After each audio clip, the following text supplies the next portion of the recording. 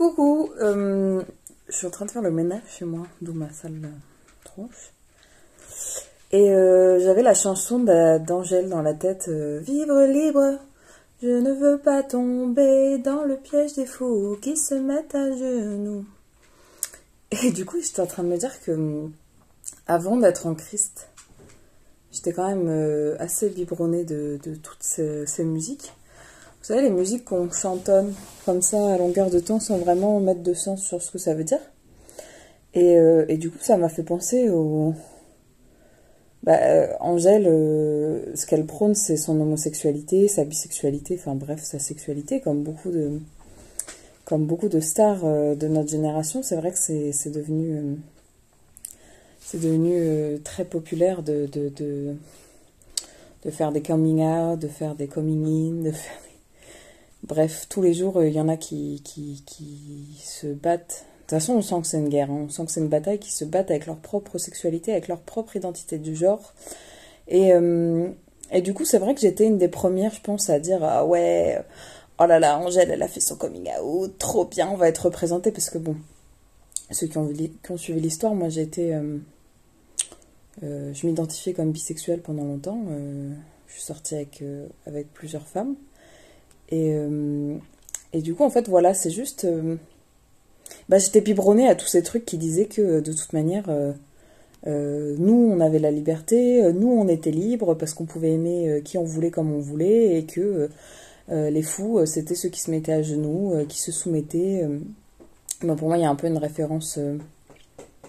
il y a un peu une référence religieuse dans le fait des fous qui se mettent à genoux, parce que c'est vrai que ça se fait pas spécialement chez les protestants, mais c'est vrai que les catholiques ou les musulmans, ou bref, tous les gens qui prient, qui se mettent forcément à genoux, le sol contre le front, le sol contre le front, oui, le front contre le sol. Et en fait, la société, et surtout le féminisme, nous apprend que nous soumettre, c'est la pire des choses qui puissent nous arriver.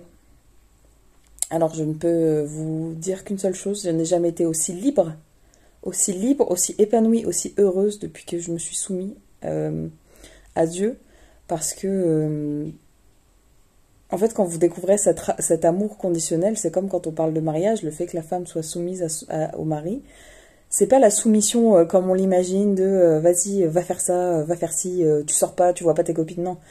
C'est que vous allez être dans un environnement où la personne à qui vous serez, elle vous aimera tellement que vous allez vous soumettre à cet amour, en fait. Vous allez accepter de recevoir cet amour. Pour moi, c'est ça la soumission. Et c'est pas pour moi, c'est ce que la relation avec Jésus m'a appris en premier. Dieu, c'est un père qui a toutes les meilleures intentions pour ma vie et pour moi.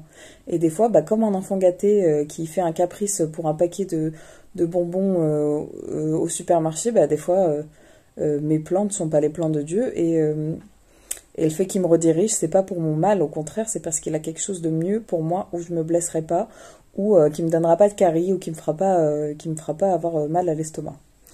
Voilà. Donc, je vous invite à réfléchir à comment vous vous sentez dans votre dite liberté.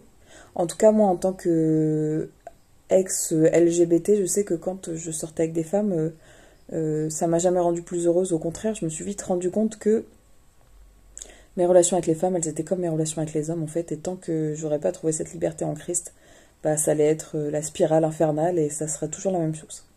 Donc voilà, en tout cas, Dieu vous aime, qui que vous soyez, quoi que vous ayez fait, quoi que vous faites, Dieu aime tout le monde. Et si vous croyez pas en lui, je vous prie de le mettre au défi, comme je l'ai fait il y a un an. Je vous prie de le mettre au défi pour qu'il se révèle à vous. Et vous allez vivre des choses extraordinaires. Voilà. Après, il faut être prêt à accepter de recevoir l'amour inconditionnel.